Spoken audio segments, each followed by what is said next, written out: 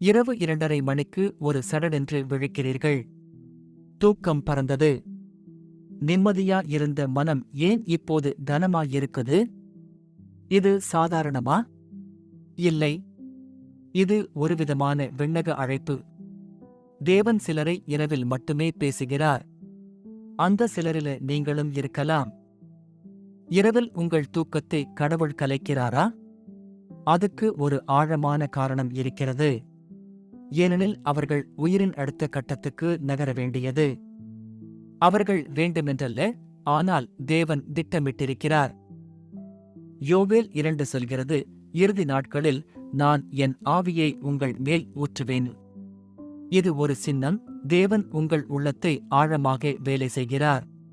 நீங்கள் பழைய விஷயங்களில் ஆர்வம் இல்லாமல் போனீர்களா? பழைய வழிகளால் திருப்தியில்லையா? அது பதட்டம் அல்ல. அது பக்தி உணர்வு வளர்ந்து வருவதின் அறிகுறி. உங்கள் உள்ளம் ஏற்கனவே அறிந்துவிட்டது, தேவன் உங்களை புதிய பக்கம் அழைக்கிறார்.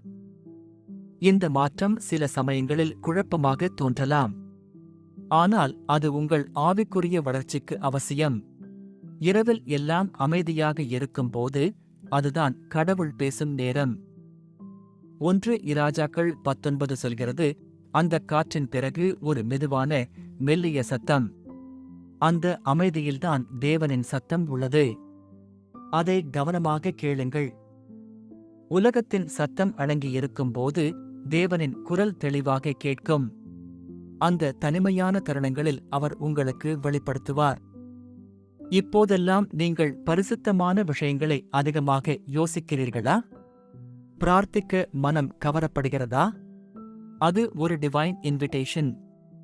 நீங்கள் அழைக்கப்படுகிறீர்கள் உங்கள் நோக்கத்துக்காக. சங்கீதம் 42:1 சொல்கிறது, என் ஆன்மா தேவனை நோக்கி பட்டினி போன மான் போல ஏங்குகிறது. இந்த ஏக்கம் ஒரு யாத்திரையின் தொடக்கம்.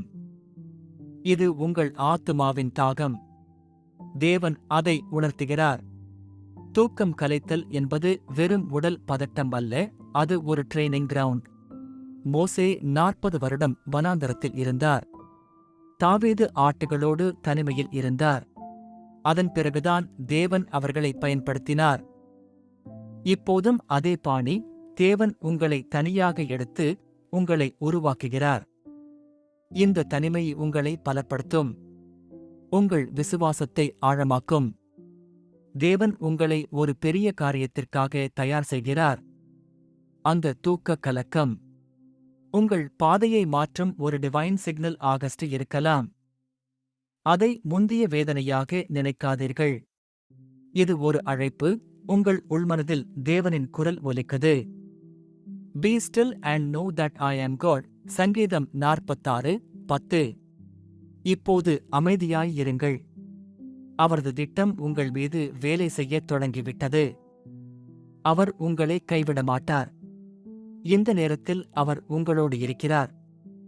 அவரது சத்தத்திற்கு செவிகொடுங்கள். உங்கள் வாழ்க்கை மாறும்.